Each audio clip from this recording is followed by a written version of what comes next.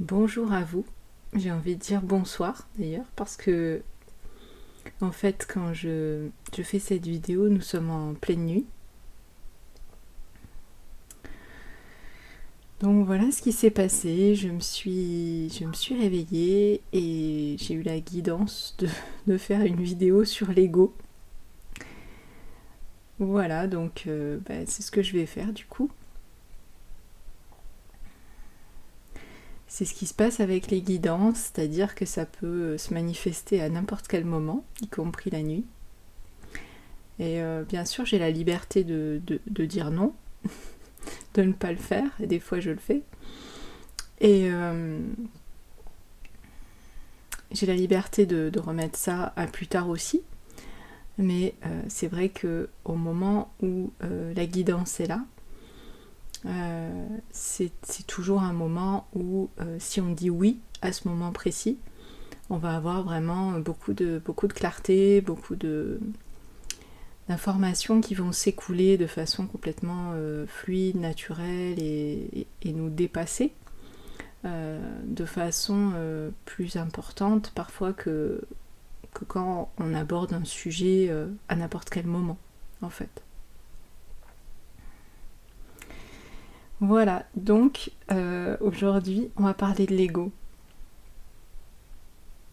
J'en ai déjà parlé quelques fois dans d'autres vidéos, mais j'ai pas encore beaucoup approfondi le sujet avec vous. Et là ça m'a semblé essentiel de le faire parce que je m'aperçois que ce sujet, il y a plein de sujets qui sont essentiels pour moi et ce sujet fait vraiment partie du best-of des sujets les plus importants à mes yeux, à la fois dans ma vie, dans mes accompagnements et puis à partager aussi. C'est un sujet délicat. C'est un sujet délicat d'abord parce qu'il est méconnu.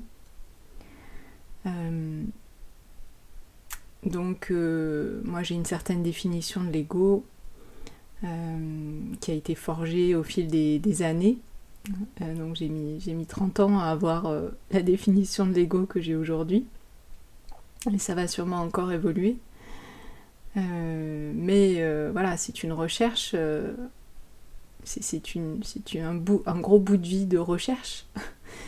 Et la plupart des gens ne font pas cette recherche, beaucoup de gens en tous les cas. Ce qui fait que ces connaissances-là restent cachées, restent masquées, parce que l'ego est comme un illusionniste, un manipulateur, qui prend un certain nombre de visages, et donc il est difficile à cerner, difficile à connaître, d'autant plus si on ne s'intéresse pas à lui, si on ne cherche pas à savoir qui il est et comment finalement aussi il peut prendre le contrôle de nous, de nos vies, et donc pas pour notre meilleur. Donc d'abord la première chose qui est en faveur de l'ego, qui maintient l'ego, c'est le fait qu'on ne s'y intéresse pas. C'est le fait qu'on ne cherche pas à savoir qui il est, ce que c'est et comment il œuvre en nous. La deuxième chose qui rend sa connaissance difficile, c'est qu'il prend, comme je le disais, il prend beaucoup de visages. Donc imaginez une personne qui voudrait vous manipuler, vous orienter dans une direction qui n'est pas bonne pour vous, et qui pourrait prendre des identités différentes, qui serait un coup votre voisine, un coup votre oncle, un coup votre patron, un coup etc. Vous auriez beaucoup de mal à comprendre qu'il y a une même essence, une même identité qui est derrière toutes ces personnes-là qui prennent un visage différent à chaque fois. Et que c'est la même identité, la même essence, la même chose ou le même être, enfin c'est difficile de mettre des mots dessus, mais qui à chaque fois vous manipule à travers des interactions différentes. Vous auriez du mal à comprendre ça, vous auriez du mal à l'identifier. Et bien c'est ce que fait l'ego, c'est pour ça qu'il est il est très difficile à cerner, à identifier, parce qu'il va se cacher derrière des masques différents qui peuvent être une fois la culpabilité, une fois la peur, une fois la honte, une fois le ressentiment, etc. Donc ça fait qu'on a beaucoup de mal à l'identifier, comme je le disais, parce qu'il n'a jamais le même visage. Il a 1000 visages. C'est l'ego aux 1000 visages. Voilà. Ça me fait penser à des téléfilms un peu douteux peut-être, comme La vengeance aux 2 visages, ou des choses comme ça.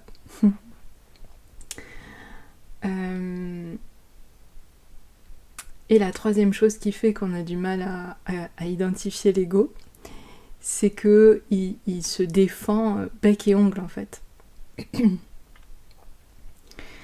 Et comment se défend-il ? Eh bien, par l'attaque. Dès que... Comment dire ? Dès qu'il est mis en péril, dès qu'on le nomme, ne serait-ce que ça, il va attaquer. Il va vouloir attaquer pour se défendre. Donc voilà le fonctionnement de l'ego. Donc si je parle à une personne de son ego, en nommant l'ego ou en ne nommant pas l'ego, c'est peut-être ce qui se passe pour vous d'ailleurs en ce moment, c'est intéressant à entendre si c'est le cas ou pas, eh bien il y a de grandes chances que cette personne soit assez rapidement en réaction, sauf les personnes qui vraiment ont envie de s'intéresser à cette question et qui ont compris que c'est une question essentielle dans leur bien-être et dans leur vie. Mais pour la plupart des gens, si je parle de l'ego ou si je parle de leur ego, elles vont avoir envie de fuir ou elles vont avoir envie d'attaquer et de dire non mais c'est n'importe quoi, c'est pas vrai, enfin de mettre en doute, de remettre en question ce qui peut être dit, voilà. Pourquoi ? Pour maintenir les anciens fonctionnements, pour maintenir en place l'ego. Donc qui nous raconte que non, surtout il faut pas s'intéresser à l'ego, l'ego c'est pas le problème, etc. Eh bien c'est l'ego, c'est lui qui nous raconte ces choses-là, parce que si on commence à s'intéresser à lui, à le voir, à voir comment il nous manipule, et à essayer de s'en libérer, en fait pour lui c'est le cauchemar, c'est le cauchemar absolu, c'est-à-dire que c'est absolument ce qu'il ne veut pas. Pourquoi ? Parce qu'il va perdre du pouvoir, il va perdre de l'emprise sur nous. Donc il va tout faire pour ne pas perdre cette suprématie. Envisagez que c'est comme si vous aviez quelqu'un qui avait pris le contrôle sur vous, pris le pouvoir sur vous, et qui vous mène à l'autodestruction, qui vous mène à votre perte. Et que cette personne fait tout pour ne pas perdre ce pouvoir-là. Voilà. Mais en fait, cette partie de vous qui fait tout pour ne pas perdre ce pouvoir-là et continue à vous amener vers l'auto-sabotage et l'autodestruction, c'est votre ego. Donc je sais que dit comme ça paraît cauchemardesque, et ça l'est. En partie, ça l'est. Et là, c'est quelque chose de très important que je voulais évoquer depuis longtemps. C'est-à-dire que vous pouvez totalement considérer que toutes les fois où vous avez pris des décisions qui ont été autodestructrices, toutes les fois où vous avez eu des conflits, toutes les fois où des nations, des institutions, des couples sont en conflit, c'est dû à l'ego, c'est dû aux égos des uns et des autres. Donc quand on est conscient de ça, on comprend d'autant plus l'importance de s'intéresser à l'ego. Pour dire mais attends, il y a quelque chose en moi qui me détruit, qui me fait souffrir au quotidien, qui tire les ficelles, qui choisit pour moi à mon détriment. Et il y a quelque chose, cette même chose, qui va aussi œuvrer au détriment de nos relations, voilà, de la paix entre les peuples, etc. Donc, est-ce que j'ai envie de continuer à laisser cette chose-là œuvrer, ou est-ce que j'ai envie de la regarder pour pouvoir changer des choses et pour pouvoir faire en sorte que ça s'arrête, que ça change. Donc c'est une question de fond en fait, c'est vraiment une question centrale dans la vie. C'est pour ça que personnellement c'est ma quête chaque jour. En vérité, je parle de tas de choses, je parle de l'épanouissement, je parle du féminin, je parle du couple, je parle de tout un tas de choses, mais ce qu'il y a au fond du fond, c'est la volonté, c'est le désir de se libérer de l'ego et d'aider à se libérer de l'ego. Voilà. Donc, comme je vous disais, d'un côté, oui, l'ego, faut pas minimiser les dégâts qu'il produit dans nos vies. C'est une réalité. C'est une réalité. Donc, oui, il faut regarder ça. Il faut le voir comme un parasite qui se nourrit de notre souffrance et qui donc, surtout, veut que ça continue. Il veut qu'on continue à souffrir parce que c'est notre souffrance qui lui donne l'énergie de vivre, de survivre et de continuer à avoir la suprématie sur nous. Voilà, c'est un vrai parasite. Donc il va tout faire pour qu'on continue à souffrir. Donc il va nous pousser vers l'auto-sabotage. Voilà comment ça marche. En se faisant passer pour notre ami. En se faisant passer pour la voix de la raison. Pour l'aspect raisonnable, mais oui, évidemment, donc il est très copain avec notre mental, qui veut surtout qu'on change rien et qu'on refasse toujours ce qu'on a déjà fait. Donc ils fonctionnent très bien ensemble, tous les deux, et donc l'ego va utiliser le côté rationnel du mental pour nous faire croire que c'est la voix de la raison qui nous parle, et qui nous pousse à ces choix qui vont au final se révéler destructeurs. Encore faut-il qu'on les observe pour se rendre compte qu'ils ont été destructeurs. Si on ne fait pas le bilan, on ne s'en rend pas compte. Voilà, donc à la fois oui, il y a un aspect comme ça un peu, je vais dire diabolique, un peu de l'ombre, osons le dire, mais en même temps, voilà, nous sommes là sur Terre pour expérimenter ça. Donc d'un côté, oui, c'est vraiment notre ombre, cet ego, il n'y a aucun doute là-dessus. L'ego individuel, l'ego collectif, c'est ça notre ombre. Voilà. Maintenant, nous sommes là pour ça, en fait, sur Terre, c'est ma vision. Donc je vous la partage. Nous sommes là pour faire l'expérience de l'ombre et de la lumière, des deux. Donc évidemment, il n'y a pas que l'ego, il y a aussi la lumière, qui est, alors voilà, on peut l'appeler notre âme, notre essence, le divin en nous, il y a plein de façons de nommer ça. Et donc c'est Star Wars, quoi, c'est la guerre, l'ombre contre la lumière, etc. Sachant que la lumière ne fait jamais la guerre, mais l'ombre fait toujours la guerre. Ça c'est important. Donc oui, il y a un côté, ombre de l'ego, évidemment, il y a un côté cauchemar quand on voit des fois les catastrophes qu'il produit dans nos vies, en fait, à quel point il peut nous pousser dans les mauvaises directions sans qu'on se rende compte de rien. Donc voilà, c'est pour ça que c'est très important de l'identifier et de le faire reculer, en fait, de lui faire perdre du terrain. Donc il y a ça d'un côté, il y a cette vision-là de l'ego, et de l'autre côté, si effectivement on le diabolise, c'est important de savoir qu'on va lui donner du pouvoir. On va le renforcer.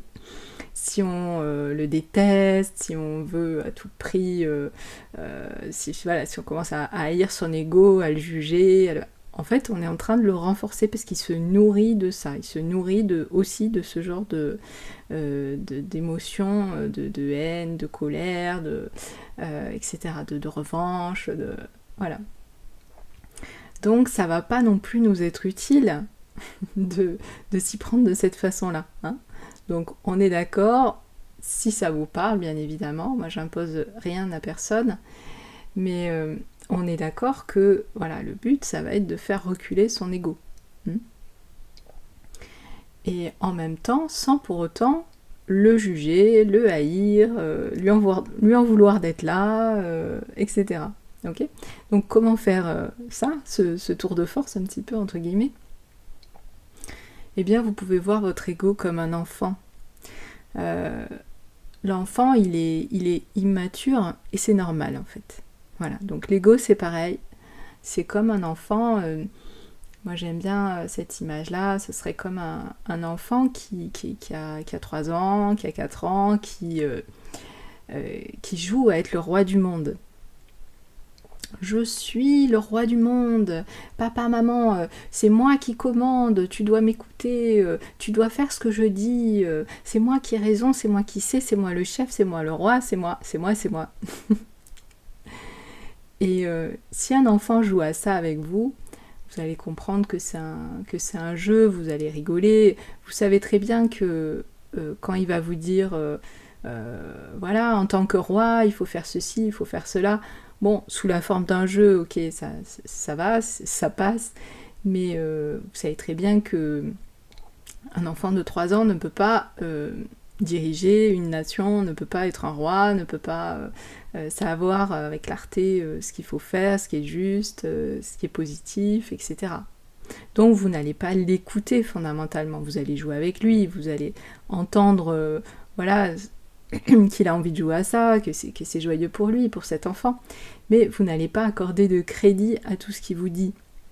Vous n'allez pas dire, ah bah oui, effectivement, mon enfant m'a dit, je sais pas, qu'est-ce que je pourrais dire, à partir de maintenant, tous mes ministres doivent être des chaises vertes, par exemple. Vous allez dire, oui, bien sûr, c'est ça. Bien sûr, mon enfant, mon enfant adoré, mais on va pas le faire, quoi. On va pas le faire, de faire en sorte que ce soit les voisins qui décident de ce qu'on doit faire dans nos journées, on va pas le faire. Enfin voilà, il va vous dire des idées complètement farfelues, et bien sûr, vous n'allez pas l'écouter. Sauf que nous, l'ego, on l'écoute. Voilà le problème. C'est un enfant de 3 ans, c'est un enfant immature dans notre tête, et on l'écoute. On le croit et on fait ce qu'il nous dit. Parce qu'on ne se rend pas compte que c'est lui qui parle. Voilà. Excusez-moi, j'ai besoin de tousser. M'éclaircir la voix. C'est un peu compliqué en pleine nuit. Donc voilà, désolée pour ma voix. Voilà, donc ça nous montre quand même les difficultés qui se posent par rapport à cet ego. Pour savoir qui il est, pour l'identifier, pour le faire reculer, voilà, parce que comme je disais, il veut surtout pas lâcher prise. Pour lui, ça représente mourir ou potentiellement mourir, voilà. Donc l'idée, c'est pas forcément de vouloir la mort de l'ego, hein, parce qu'on est encore dans l'idée de destruction, donc on renforce l'ego. Toujours, comme je disais, l'idée, c'est plutôt d'envisager un recul de l'ego. Voilà, c'est-à-dire, c'est un peu comme dans une... oui, je suis obligée de dire une bataille, sur un champ de bataille, eh bien, on veut que cette partie de nous perde du terrain, en fait. Voilà. Donc, chaque jour, le challenge, si on le souhaite, c'est de faire en sorte que cette partie de nous perde du terrain. Voilà. Donc ça, ce que je vous partage, c'est ce qui est au cœur de mes préoccupations quotidiennes. Voilà, tous les jours, ce qui se passe dans ma tête, c'est à travers les situations les plus basiques, les plus quotidiennes, c'est de se dire comment mon ego œuvre là-dedans et comment je peux faire en sorte de le faire reculer, de lui faire perdre du terrain. Et c'est aussi en permanence ce qui m'anime dans mes accompagnements, pour aider les femmes que j'accompagne. Donc cette question, vraiment, à mes yeux, elle est centrale, et vous pouvez la rendre centrale aussi pour vous. C'est un choix. C'est un choix. Moi, dans ma vie, pourquoi j'en suis arrivée là, parce que à travers un certain nombre d'expériences, j'ai vu le degré de destruction de l'ego. Si on le laisse faire, je l'ai vu pour moi, je l'ai vu autour de moi, je l'ai vu chez les personnes que j'ai accompagnées, je l'ai vu à plein de niveaux en fait. Le pouvoir destructeur de l'ego, il n'y a rien d'autre qui est destructeur, il n'y a que ça de toute façon. Si vous voyez l'état de notre monde, si vous considérez que toutes les destructions, il y a une petite nuance sur laquelle je vais revenir, mais toutes les destructions, ou beaucoup des destructions, sont le fait de l'ego. Destruction dans les relations, destruction de la planète, destruction dans l'économie, destruction dans les institutions, entre les nations, etc. Si vous considérez que tout ça est dû à l'ego, vous voyez que l'ego, c'est un problème majeur, c'est le problème majeur en fait. Encore une fois, sans vouloir le diaboliser, etc. Il faut pas faire ça non plus, mais on peut pas se voiler la face à un moment donné. Il faut le regarder ça. Sinon, on n'en sort jamais. On n'en sort jamais. Et moi, je crois qu'on est là pour en sortir de l'ego. Il y a des gens, un petit aparté, quand on évoque le futur de l'humanité, pour certaines personnes, le futur de l'humanité, c'est la technologie. C'est la technologie, donc c'est passé en 5G, c'est la domotique, c'est les objets connectés, c'est tout un tas de choses comme ça, les implants dans le cerveau des humains, des choses qui font froid dans le dos mais qui sont très attrayantes pour certains êtres humains. Donc pour un certain nombre d'êtres humains, l'avenir de l'humanité, c'est la technologie, presque jusqu'à nous rendre comme des robots déshumanisés. Moi je trouve que c'est juste une nouvelle forme que l'ego pourrait prendre dans l'humanité. Donc pour moi, c'est pas du tout l'avenir de l'humanité. La technologie doit rester un outil, ne doit pas être au centre de ce qui nous anime, et donc un outil qui nous rend service, mais pas au détriment de l'humain, en aucun cas. Donc pour moi, c'est pas du tout ça l'avenir de l'humanité, et je suis bien contente de m'exprimer à ce sujet. Pour moi, l'avenir de l'humanité, c'est l'humain qui s'est libéré de son ego.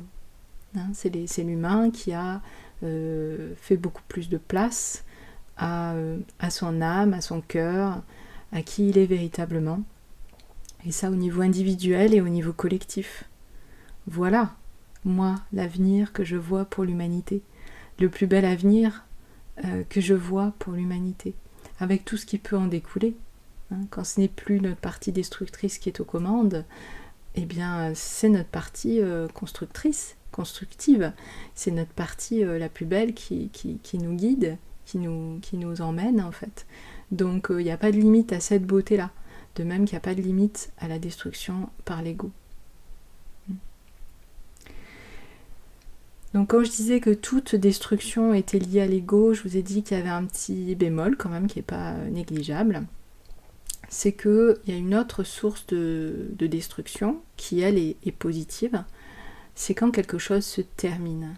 Donc c'est normal qu'il y ait des cycles dans toute chose de naissance, de déroulement et à un moment donné de fin. Donc vous avez par exemple la petite fleur qui pousse en été, et puis à un moment donné, eh bien, elle va se faner, elle va se fermer, elle va mourir, cette petite fleur. Elle renaîtra en un autre temps, ce sera une autre petite fleur sur un autre arbre, sur une autre plante. Mais il y a un moment où le cycle naturel des choses fait que il y a un début, un déroulement et une fin. Cette fin, on peut la voir comme une destruction, mais en réalité c'est une fin naturelle des choses. On a du mal avec le deuil, Et donc, on devrait faire nos deuils, ce type de deuil. En fait, la fin de quelque chose est ok. Hein, la fin de la vie, la fin de tout un tas de choses, la fin d'une relation quand c'est juste qu'elle se termine, la fin d'un emploi, la fin, etc. Donc ça c'est pas de la destruction, c'est pas de l'ego, c'est la fin d'une vie, c'est la fin d'un passage, c'est la fin d'un cycle, oui. Donc on peut avoir une impression de destruction, mais c'est pas une destruction, c'est une fin, tout simplement. C'est une fin qui est ok, qui est naturelle. Hein, donc voilà. Hormis ça, hormis ces cas-là, toutes les autres destructions dans notre monde, au niveau individuel, interpersonnel et collectif, sont dues à l'ego. Voilà. Donc ça, à mes yeux, c'est évident. Hein, donc, personnellement, j'attends le moment où l'humanité va prendre conscience de ça. Hein, cette chose-là qui à moi, on va dire, me crève les yeux, quoi. Qui est aussi, bien sûr, ce qui m'a intéressé toute ma vie. Chacun a sa source d'intérêt ou ses sources d'intérêt. Moi, ce point m'a intéressé toute ma vie. Et donc, toute ma vie, j'exagère un petit peu, ça fait 30 ans. Mais quelque part, toutes les expériences qui ont été faites avant étaient pour m'amener là. Hein, donc, c'est pour ça que je dis toute ma vie, même si c'était pas toute ma vie en conscience.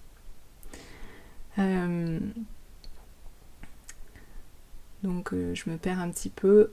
Du coup, ce point, voilà, ouais, j'espère vraiment que de plus en plus les personnes, donc peut-être vous, peut-être des personnes autour de vous, des personnes à qui vous allez faire écouter cette vidéo, etc. De plus en plus de personnes sur la planète prennent conscience de à quel point il est important de s'intéresser à cette question de l'ego et de chercher à identifier, à faire reculer l'ego. Donc à partir de là, je vais bientôt terminer cette vidéo qui, à mon avis, est déjà un petit peu longue. À partir de là, donc comme je vous le disais, le mode de vie qu'on peut choisir, c'est tous les jours d'identifier, quelle est la partie de moi qui s'exprime. Est-ce que c'est mon ego ou est-ce que c'est pas mon ego qui s'exprime? Voilà.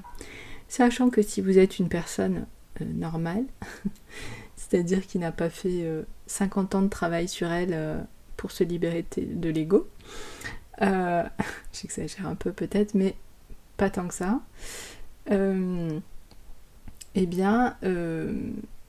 votre ego va prendre le dessus, prendre le pouvoir sur vous une partie de la journée, chaque jour.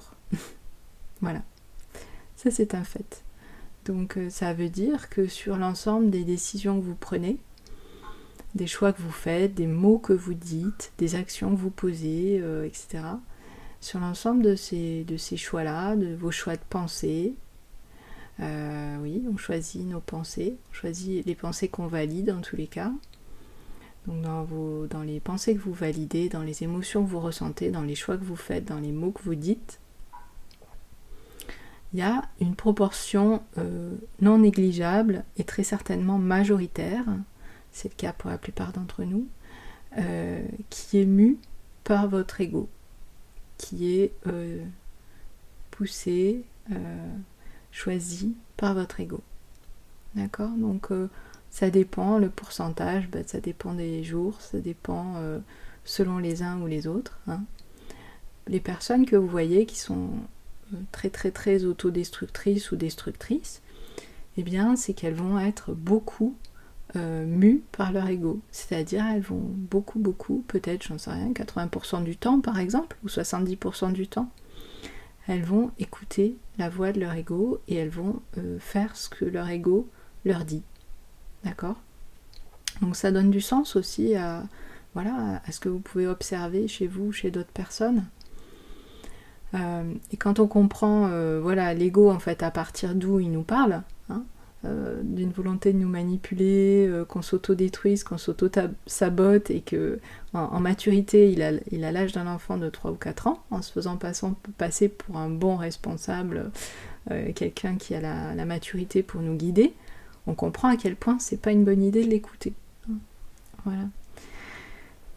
Et donc voilà, la plupart d'entre nous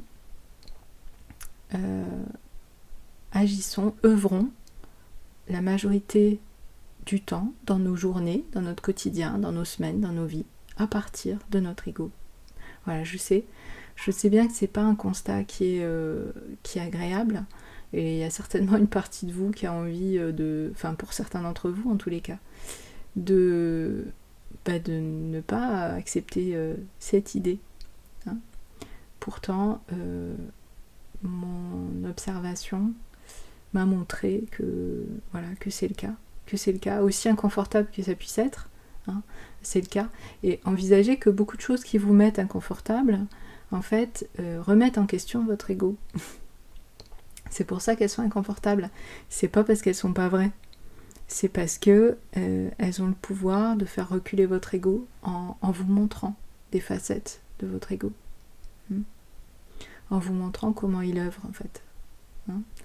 Donc c'est vraiment un obstacle majeur, qui est que quand vous avez l'opportunité, c'est vraiment une opportunité de voir comment œuvre votre ego, celui-ci va tout faire pour que vous ne le voyiez pas, pour que vous soyez dans le déni, pour que vous ne regardiez pas cette chose-là, pour que vous n'y accordiez pas de crédit, pour que vous ne vous en souveniez pas, pour que vous ne changiez pas les choses en rapport avec ce que vous avez vu, etc. Il va trouver 10 000 stratégies pour que, surtout, vous ne changiez pas ce que vous faisiez avant. Et donc pour que lui continue à avoir tout le pouvoir qu'il a sur vous. Voilà, donc on en est là, et je ne sais pas combien vous serez à regarder cette vidéo. Pour l'instant, il n'y a pas beaucoup de personnes pas énormément qui regardent mes vidéos. Pour moi, cette vidéo, comme un certain nombre d'autres, mais cette vidéo notamment, eh bien, elle concerne toute l'humanité en fait. Voilà.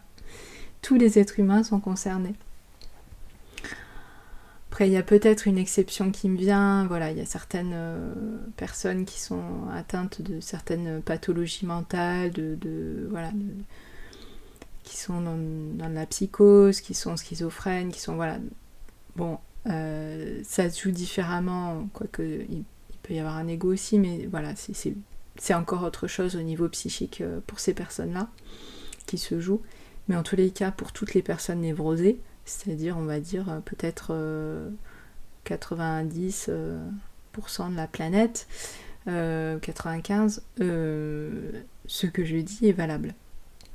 Après, effectivement, on a toutes les personnes qui travaillent sur elles depuis déjà un bon bout de temps, qui ont cette ouverture aussi spirituelle, d'une façon ou d'une autre, donc qui œuvrent en conscience ou sans le savoir pour faire reculer leur ego. Hein. Donc voilà, il y a du coup un pourcentage moins important de personnes qui sont sur la planète vraiment mues très majoritairement par leur ego sans le savoir. Hein. Voilà. Donc moi ce que je trouve important, c'est que chacun de nous puisse avoir accès à ces informations, chacun de nous sur la planète, parce qu'elles sont capitales. Elles sont capitales à tous les niveaux. Donc voilà, pour moi, je peux partager plein d'autres choses autour de ça, mais en fait c'est le centre de tout ce que je partage d'autre, on va dire. C'est pour moi, s'il y avait un message essentiel à transmettre à l'humanité, ça serait celui-ci en fait. Voilà, si je pouvais le dire en une phrase, ça serait regardez vos égos et faites-leur perdre du terrain. Voilà, employez-vous à ça, vous perdrez jamais votre temps si vous faites ça.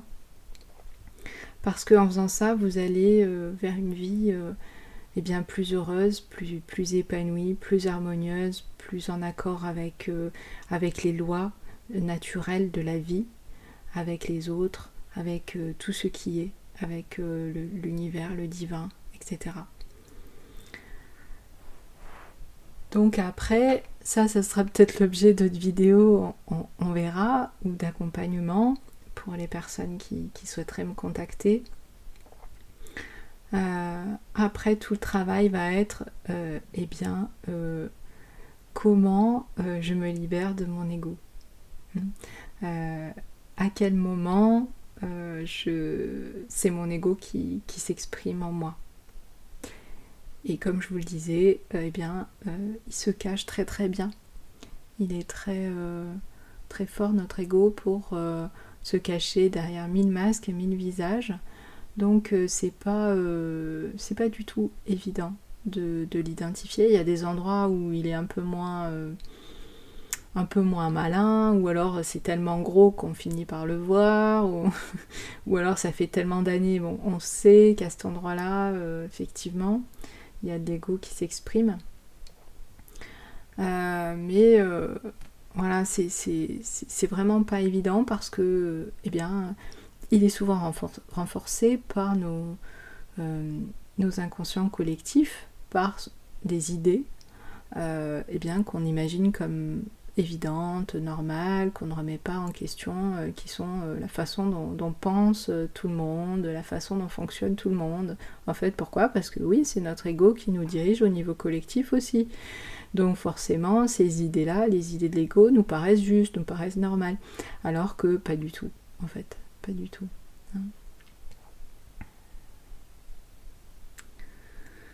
Il y avait autre chose qui me venait. Je vais prendre quelques instants pour voir si ça me revient.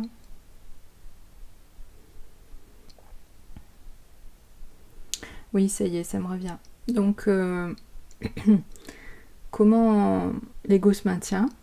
Également avec, comme je le disais au début de la vidéo, une définition erronée que nous pouvons avoir de l'ego. Voilà. Donc c'est aussi une façon pour lui d'œuvrer, et aussi à travers certaines définitions que nous établissons, certains textes, certaines définitions, enfin voilà. Pardon. Donc on a tendance à voir l'ego d'une façon extrêmement limitée. Donc évidemment, si on pense que l'ego c'est uniquement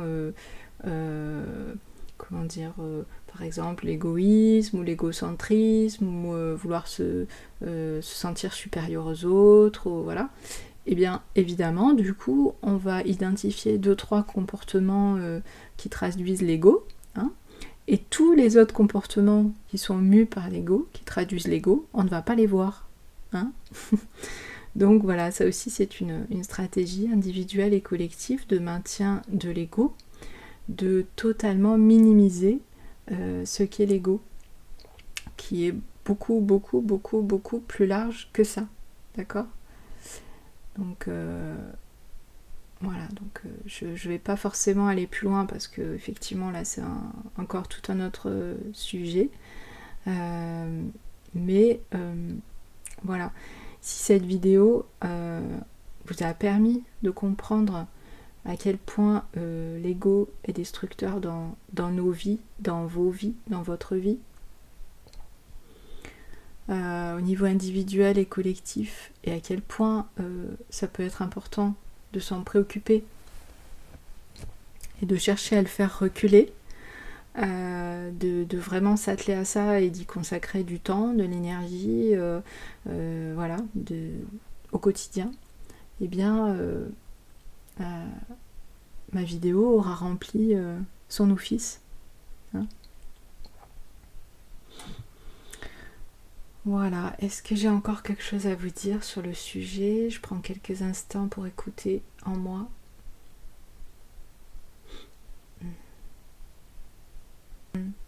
Alors c'est pas exactement sur l'ego que j'ai encore quelque chose à vous dire, mais quoi que ça ait un lien avec, mais Là, c'est plus parler de moi quelque part et faire, enfin, de vous dire que faire une vidéo comme celle-là, et ben, c'est aussi ne pas cautionner l'ego, ne pas choisir l'ego, le fait de faire connaître l'ego, d'aider des personnes comme vous à mieux comprendre comment l'ego fonctionne, voilà, le fait de dire ok, ça vient en pleine nuit, ok, j'ai sommeil mais je vais le faire. C'est pour moi des actes de non-allégeance à l'ego. Voilà, c'est choisir ma lumière, c'est choisir de transmettre humblement, mais de transmettre quand même au monde ma vision de ce monde-là. Chacun a sa vision. Et cette vision que j'ai développée sur l'ego, pour moi, elle pourrait solutionner tellement de problèmes pour chacun de nous et dans le monde que voilà, je suis au stade où je peux plus garder ça pour moi ou pour quelques personnes autour de moi. Donc voilà, ça me demande de l'humilité, de partager, d'offrir toute cette œuvre d'une vie, d'une certaine façon, en tous les cas un bout dans cette vidéo. Voilà, donc je sens que c'est juste de le faire, je sens que ça ne va pas dans le sens de nourrir mon ego, de le faire. Donc c'est ok pour moi.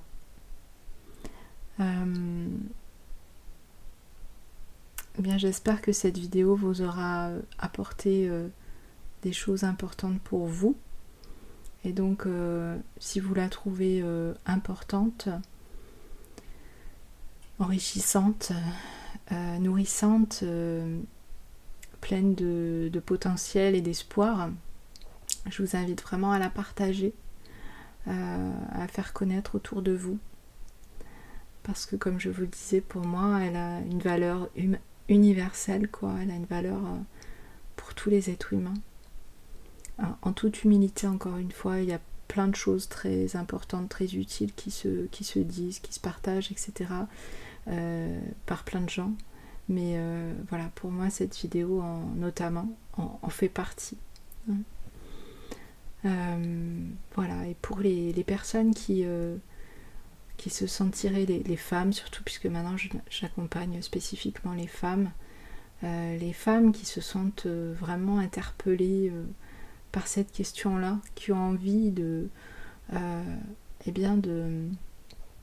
ne plus laisser leur ego aux commandes de leur vie, qui ont envie d'aller voir comment l'ego fait des dégâts dans leur couple, dans leur famille, dans leur travail, dans leur façon de penser, dans leur énergie, dans leurs émotions, à tous les niveaux en fait, qui ont envie de réformer ça pour accéder à plus de paix, plus de joie, plus de bonheur, au fait de plus être elles-mêmes aussi, sentir qu'elles sont leur essence, quoi, qu'elles sont de plus en plus qui elles sont venues être sur la terre.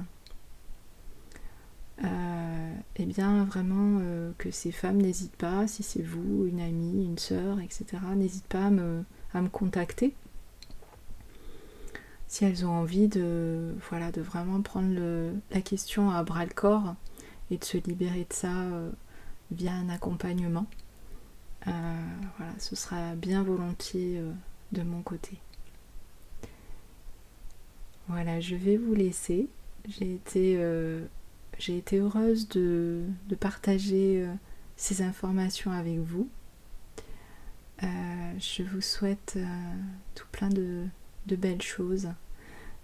Œuvrez pour vous et œuvrez en choisissant votre cœur, votre lumière, votre âme, de la façon dont c'est juste pour vous.